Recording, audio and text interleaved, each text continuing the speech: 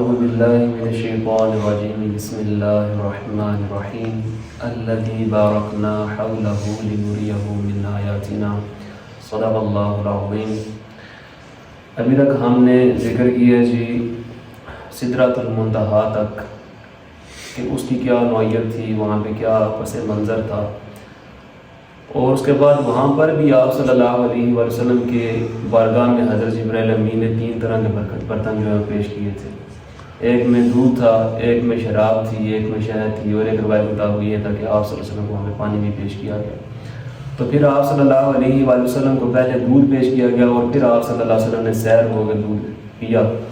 تو پھر حضرت جبرائیل امین کہتے ہیں کہ سبحان اللہ، یہی اصل میں دین فطرت ہے، یعنی کہ ہماری فطرت میں، مسلمانوں کی فطرت میں یہ چیز رکھ دی گئی ہے۔ اور ویسے بھی ہم اگر عرفی طور پہ دیکھیں، جیسے روٹی ہمارے جسم کا ایک حصہ بن گئی، جزئی ہے، اس کے بغیر ہمارا گزارا نہیں ہے۔ اسی طرح صبح صبح ناشتہ کرنا ہو تو ہر بندہ کیا کرتا ہے، چائے بناتا ہے، چاہے دودھ پتی بنائے یا دودھ پتلی بنائے اس کی مرضی، لیکن دودھ ڈالتا ضرور ہے۔ اور اسی طرح فطرت میں دیکھ لیں کہ بچہ پیدا ہوتا ہے تو وہ دودھ ہی پیا کرتا ہے، ٹھیک ہے۔ تو اللہ جل شانہ نے دودھ کی بڑی بہترین مثال قرآن میں ارشاد فرمائی ہے کہ نسقیکم مما فی بطونہ من بین فرث ودم لبنا خالصا سائغا للشاربین، کہ ہم تمہیں ان کے پیٹوں میں سے خالص دودھ جو کہ گوبر اور خون کے درمیان میں سے پلاتے ہیں۔ یعنی کہ آپ دیکھیں یہاں پہ کیا چیز حکمت کاملہ ہے کہ خون کا ایک اپنا رنگ ہے، گوبر کا اپنا رنگ ہے، اور پاک دونوں نہیں ہیں، اور اس کے درمیان میں سے اللہ جل شانہ بالکل سفید خالص دودھ نکال رہا ہوتا ہے، اور فرماتے ہیں کہ سائغا للشاربین، جو کہ پینے والوں کے لیے خوشگوار ہے۔ یہ اللہ جل شانہ نے ہمیں نعمت عظمیٰ ایک نور کی صورت میں عطا فرمائی۔ تو پھر آپ صلی اللہ علیہ وسلم اور حضرت جبرائیل امین، آپ چونکہ وہ مقام ایسا مقام ہے جہاں پہ انتہا ہے کہ نیچے والی چیزیں جو اوپر نہیں جا سکتی ہیں اور اوپر والی چیزیں جو نیچے نہیں آ سکتی ہیں، تو حضرت جبرائیل امین کہتے ہیں کہ یا رسول اللہ صلی اللہ علیہ وسلم، میری مقام، میری حادی یہیں تک ہے۔ ہر فرشتے کی ایک نہ ایک ہاتھ ہوتی ہے، رہنے کی جگہ ہوتی ہے، جائے مقام ہوتی ہے، میرا قیام جو ہے وہ یہیں تک ہے، اور اس کے آگے پھر میں نہیں جا سکتا۔ اگر ایک قدم بھی آگے بڑھتا ہوں، چونکہ نبی کریم صلی اللہ علیہ وسلم نے ساتھ جانے کے لیے کہا تھا، تو آپ صلی اللہ علیہ وسلم کے اس سوال پر انہوں نے کیا جواب دیا کہ اگر میں ایک قدم بھی آگے بڑھتا ہوں تو میں جا جاؤں گا۔ تو وہ انتہا تھی حضرت جبرائیل علیہ السلام کی وہاں پہ۔ تو پھر وہاں پہ ایک فرشتہ اور ایک تخت سبز رنگ کا آپ صلی اللہ علیہ وسلم کے لیے لایا گیا۔ تو پھر حضرت جبرائیل امین نے کیا کیا کہ حضرت نبی مکرم صلی اللہ علیہ وسلم کو اس فرشتے کے سپرد کر دیا۔ تو پھر آپ صلی اللہ علیہ وسلم اور وہ فرشتہ آگے بڑھے مزید، یعنی کہ آگے جو اللہ جل شانہ نے اپنی قدرت کی نشانیاں دکھانی تھی، اور یہ بھی پھر یاد کروایا حضرت جبرائیل امین نے کہ آپ کو اللہ جل شانہ نے یہ سیر اس لیے کروائی ہے تاکہ اپنی قدرت کی نشانیاں اللہ جل شانہ دکھائے۔ اور اللہ تعالیٰ نے قرآن میں کیا ارشاد فرمایا کہ الذی بارکنا حولہ لنریہ من آیاتنا، اور ہم نے بابرکت بنا دیا اپنے بندے خاص کے گرد و نواح کو تاکہ ہم دکھائیں اپنے بندے خاص کو اپنی قدرت کی نشانیاں۔ تو پتہ چلا کہ قدرت کی نشانیوں کا ابھی وہاں پہ خاتمہ نہیں ہوا، پیچھے بہت ساری نشانیاں آپ صلی اللہ علیہ وسلم دیکھ کے آئے تھے، کون کون سے مناظر کہاں کہاں کیسے کیسے ہو رہے تھے، کہاں کہاں پہ کیسے کیسے آسمان پہ کس کس نبی کے ساتھ ملاقات ہوئی، اور اس کے بعد پھر اب یہ منظر جو ہے نا اصل بہت ہی انتہا کا منظر جس کو عروج اور بلندیاں کہا جاتا ہے، اب وہ منظر شروع ہونے لگے۔ تو پھر آپ صلی اللہ علیہ وسلم تھوڑا آگے بڑھتے ہیں تو پھر وہاں پہ ایک مقام جس کا نام مقام استوا ہے، وہاں پہ جا کے آپ صلی اللہ علیہ وسلم نے اقلام، صریف الاقلام، یعنی کہ کلموں کے چلنے کی آواز سنی۔ تو پھر آپ صلی اللہ علیہ وسلم نے جب دیکھا تو آپ نے دیکھا کہ یہ وہ کلمیں چل رہی تھی کہ جو دنیا میں ہونے والے اعمال ہوتے ہیں یا ہونے والے ہوتے ہیں وہ سارے کے سارے اعمال وہاں پہ لکھے جا رہے تھے، اور جو انسانیت یہاں پہ اعمال کر رہی ہوتی ہے اور وہ بھی اعمال وہاں پہ لکھے جا رہے تھے۔ تو پھر آپ صلی اللہ علیہ وسلم ارشاد فرمایا کہ وہ ہر قلم ایک فرشتہ تھا۔ اب وہ لکھنے کی کیا نوعیت ہے وہ تو اللہ بہتر جانتا ہے، یعنی کہ لیکن ہے ہر قلم کیا، جیسے ہمارے فرشتے بیٹھے ہوئے ہیں، دائیں جانب والے ہماری نیکیاں لکھ رہے ہیں، بائیں جانب والے ہماری برائیاں لکھ رہے ہیں، ٹھیک ہے۔ اسی طرح وہاں پہ بھی لکھائی کا سلسلہ جو ہے وہ جاری ہے، اور اللہ جل شانہ نے کیا ارشاد فرمایا کہ ہم تمہارے ہر کام کو لکھ رہے ہیں، جیسا کہ ہمارا نامہ اعمال جو تیار ہو رہا ہے، قیامت کا قیام قائم ہو جانا ہے، اور اس کے بعد پھر جو ہے شکاوت والے ہوں گے ان کے بائیں ہاتھ میں دے دیا جائے گا نامہ اعمال، جو سعادت مند ہوں گے ان کے دائیں ہاتھ میں اللہ جل شانہ نامہ اعمال کا دے دے گا۔ پھر آگے آپ صلی اللہ علیہ وسلم تشریف لے کے جاتے ہیں تو اچانک پورے کا پورا ہر جگہ پہ نور ہی نور ہو جاتا ہے، یعنی کہ نور کے سوا اور کوئی چیز رہتی ہی نہیں ہے۔ تو پھر آپ صلی اللہ علیہ وسلم جب اس منظر کو دیکھتے ہیں تو اس میں بھاگنا شروع کر دیتے ہیں، حتیٰ کہ اتنی سپیڈ کے ساتھ، اتنی تیز رفتاری کے ساتھ آپ صلی اللہ علیہ وسلم اس میں بھاگے کہ وہ فرشتہ بھی پیچھے رہ گیا جو آپ صلی اللہ علیہ وسلم کے ساتھ آیا تھا۔ اب وہاں پہ جا تو اس منظر کی وجہ سے کیا ہوا کہ آپ صلی اللہ علیہ وآلہ وسلم حیران اور پریشان ہو گئے. آپ چونکہ ساتھ دیکھا کوئی اور ہے بھی نہیں تھا تو اس وجہ سے گھبراہٹ بھی ہوئی. تو پھر آپ صلی اللہ علیہ وآلہ وسلم نے اللہ جل شانہ کی بارگاہ میں دعا کی یا اللہ مجھے آپ جو ملاقات کا اصل مقصد تھا اس کی طرف خروج عطا فرما. تو پھر آپ صلی اللہ علیہ وآلہ وسلم ارشاد فرماتے ہیں کہ آپ صلی اللہ علیہ وسلم کو وہاں پہ حضرت ابوبکر صدیق یار غار اور یار مزار جو کہ ہر وقت آپ صلی اللہ علیہ وسلم کے ساتھ رہے ہیں، ان کی آواز کے مشابہ آپ صلی اللہ علیہ وسلم کو آواز آتی ہے کہ آواز یہ آتی ہے کہ یا محمد ان ربک یصلی، کہ اے محمد صلی اللہ علیہ وسلم ٹھہر جائیے کہ آپ کا رب پڑھتا ہے. اب یہاں پہ یصلی کا لفظ جو ہے نا یہ اکثر نماز کے لیے بھی استعمال ہوتا ہے، دو طرح کے معنی اس میں پائے جاتے ہیں. ٹھیک ہے، تو اس وجہ سے آپ صلی اللہ علیہ وسلم کو بڑا تعجب ہوا کہ یار میرا رب جو ہے وہ نماز پڑھ رہے. ٹھیک ہے، تو پھر اس بات پر آپ صلی اللہ علیہ وسلم کی اس بات کو دور کرنے کے لیے جو آپ کے خیال آیا ذہن میں، تو اللہ تعالیٰ نے یہ آیت فرمائی کہ آپ صلی اللہ علیہ وسلم شاہ فرمائے کہ بے شک اللہ جل شانہ اور اس کے فرشتے آپ صلی اللہ علیہ وسلم پر درود پڑھتے ہیں. یعنی کہ اس یصلی کا جو لفظ استعمال کیا گیا، صلاۃ کا لفظ استعمال کیا گیا، اس سے مراد نماز نہیں تھی بلکہ اس سے مراد کیا تھی؟ اللہ جل شانہ کی رحمت تھی. جیسے کہ ہم قرآن میں بھی دیکھتے ہیں اللہ جل شانہ فرماتا ہے کہ ان اللہ و ملائکتہ یصلون علی النبی، بے شک اللہ اور اس کے فرشتے ان نبی مکرم صلی اللہ علیہ وسلم پر درود بھیجتے ہیں. اب یہاں پہ ایک بڑا باریک نقطہ ہے، چھوٹا سا ویسے ضمن ذکر کرتا جو وہ یہ ہے کہ ایک ہوتا ہے پڑھنا درود کا، ایک ہوتا ہے بھیجنا. پڑھا جاتا ہے زبان کے ساتھ یا پھر انگلیوں پہ ہم پڑھتے ہیں، تسبیح میں پڑھتے ہیں.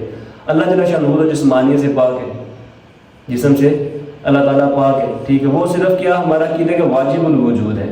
ٹھیک ہے، یعنی کہ اللہ تعالیٰ موجود ہے. اب کہاں موجود ہے، کس نوعیت میں ہے، اس کی جسامت وہ ہماری عقل میں نہیں آ سکتی.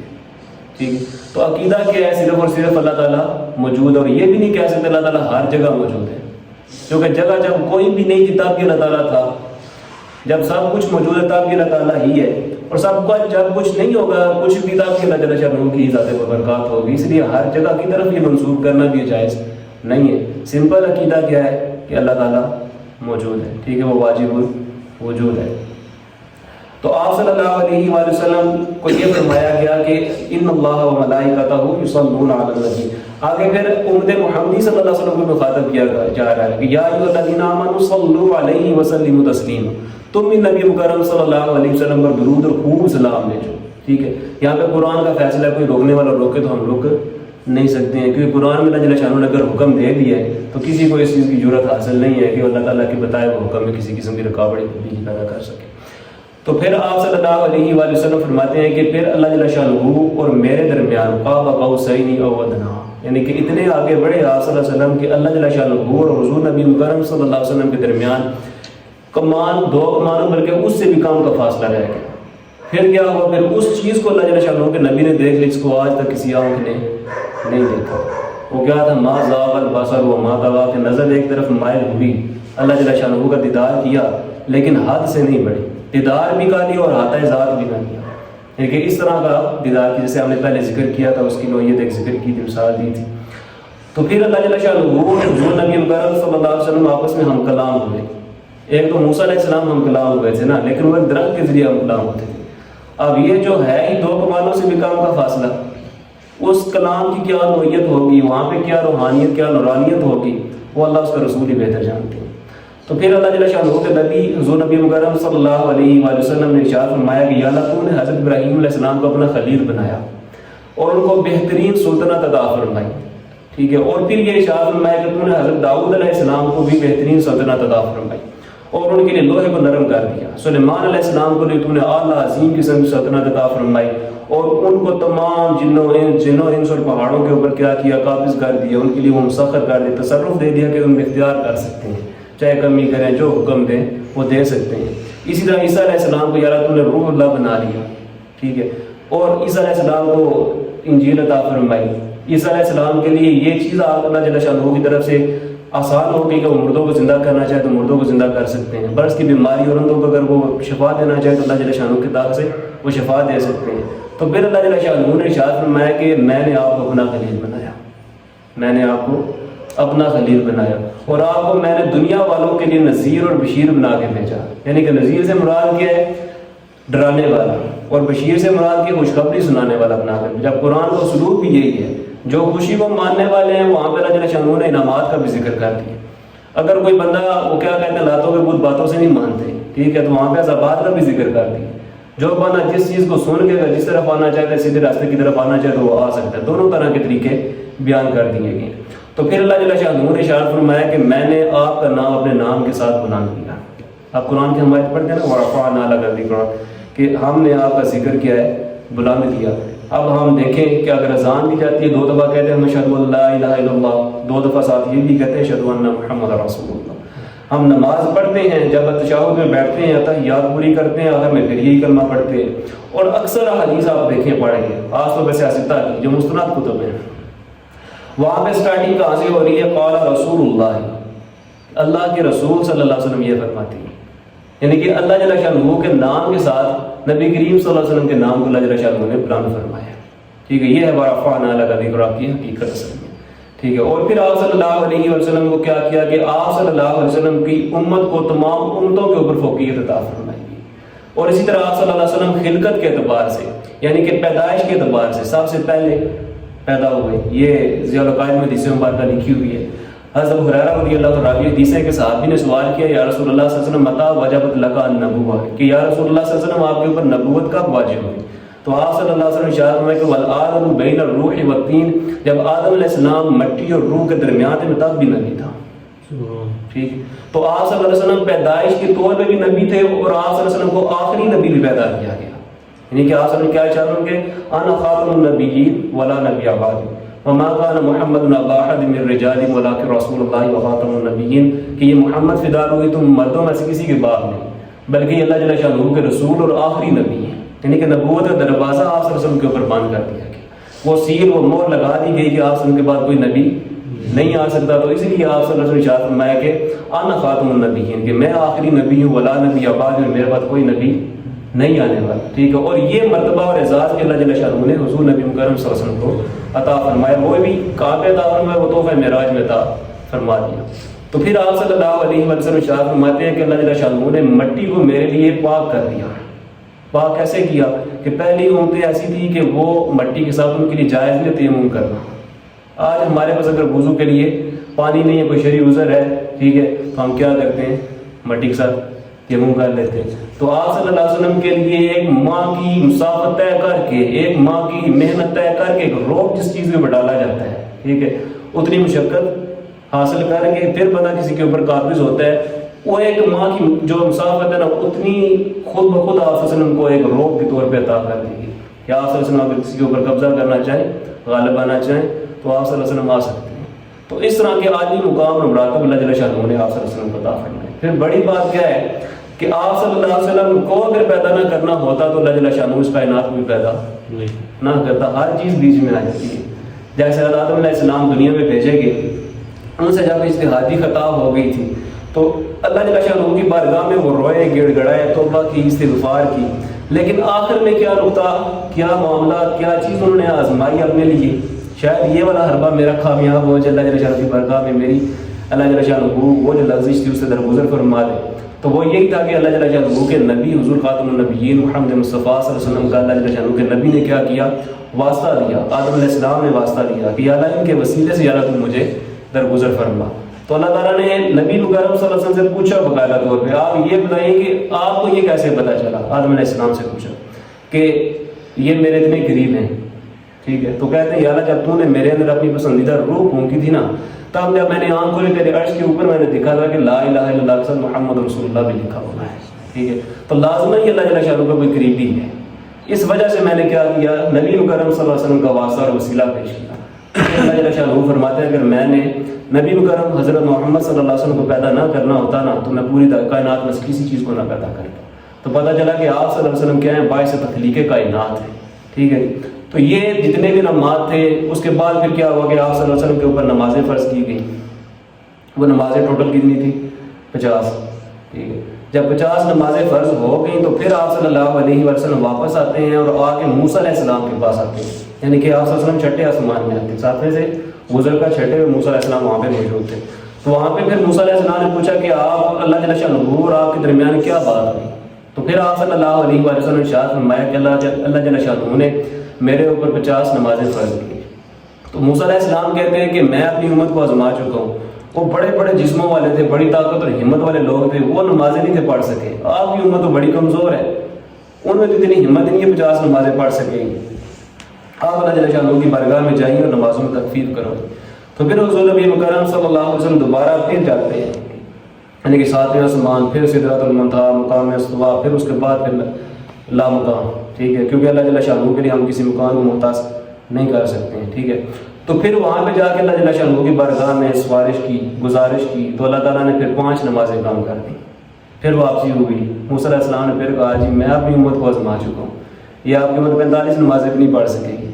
پھر واپس گئے آپ صلی اللہ علیہ وسلم اللہ جل شانہ کی بارگاہ میں، پھر واپس صلی اللہ علیہ وسلم کے لیے 5 نمازیں اور کام کر دی گئی. تو یہ 45 نمازیں کام کی گئی 9 چکر لگا کے. ٹھیک ہے، تو پھر جب 5 نمازیں رہ گئی تو پھر اللہ جل شانہ جب وہاں پہ 5 نمازیں مکمل ہو گئی، اللہ جل نے فرمایا کہ اب میں جو فیصلہ کر دیتا ہوں، جو لوح محفوظ میں لکھ دیتا ہوں، اس کو میں بدلتا نہیں. البتہ جو بندہ ایک نماز پڑھے گا اس کو 10 نمازوں کے برابر ثواب ملے گا. یعنی کہ اگر کوئی بندہ 5 نمازیں پڑھتا ہے تو پھر اس کو 5 سے 50 نمازوں کے برابر اس کو ثواب ملے گا. اور آپ کی امت اگر نیکی کے بارے میں سوچے گی، نیکی کرنا تو بعد کی بات ہے، نیکی کے بارے میں سوچے گی تو اس کو ایک نیکی دے دی جائے گی. اگر نیکی کرے گی تو اس کو 10 نیکیاں دی جائیں گی. اور مسلم شریف کے حدیث مبارک میں 700 نیکیوں تک بڑھا کے جرم کو دیا جائے. اور پھر آپ صلی اللہ علیہ وسلم نے ارشاد فرمایا کہ کوئی بندہ گناہ کے بارے میں سوچے گا تو اس کو کوئی گناہ نہیں. کیونکہ پہلی عورتیں ایسی ہوا کرتی تھی کہ اگر وہ گناہ کے بارے میں سوچتی تھی ان کے اوپر عذاب ہو جایا کرتا تھا. گناہ تو لکھا جاتا ہے نا صرف ہے، وہ ایٹ ٹائم عذاب ہو جایا کرتا تھا. اور گناہ کرتی ہوں گی تو ان کے حالات ہمارے سامنے کئی قصے موجود ہیں. ٹھیک ہے، تو پھر آپ صلی اللہ علیہ وسلم ارشاد فرمایا کہ اللہ جل شانہ نے فرمایا کہ اگر آپ کی اوپر گناہ کے بارے میں سوچے گی تو ان کو کوئی گناہ نہیں ہے. اگر گناہ کرے گی تو ایک گناہ لکھا جائے گا، صرف ایک گناہ لکھا جائے گا. لیکن اس کا مطلب یہ کہ صرف ایک گناہ کا عذاب نہیں ہوگا، عذاب تو نہیں ہونے اگر بندہ پکی توبہ نہیں کرے گا. ٹھیک ہے، تو پھر یہ نماز دے کر پھر واپس جب آئے تو پھر موسیٰ علیہ السلام نے کہا جی اب کتنی نمازیں ہوں گی؟ تو اللہ جل شانہ کے نبی فرماتے ہیں حضرت نبی مکرم صلی اللہ علیہ وسلم کے 5 نمازیں فرض کر دی گئی، اور ہر نماز کے بدلے اللہ تعالیٰ نے 10 نمازوں کا اضافہ کر دیا. یعنی کہ 5 نمازیں میری امت پڑھے گی اگر تو ان کو پھر 50 نمازوں کا ثواب دے دیا جائے گا. تو موسیٰ علیہ السلام کہتے ہیں کہ آپ کی امت یہ بھی نہیں پڑھ سکے گی. پھر کہتے ہیں کہ آپ مجھے اللہ جل شانہ کی بارگاہ میں پیش ہوتے ہوئے اس انداز سے حیات دی. ٹھیک ہے، تو وہ 5 نمازیں پھر کیا کر دی ہمارے اوپر اللہ جل شانہ نے فرض کر دی. یہ تھا جی اب تک کا سارا منظر. ٹھیک ہے، اس کے بعد پھر آپ صلی اللہ علیہ وسلم واپس آئے.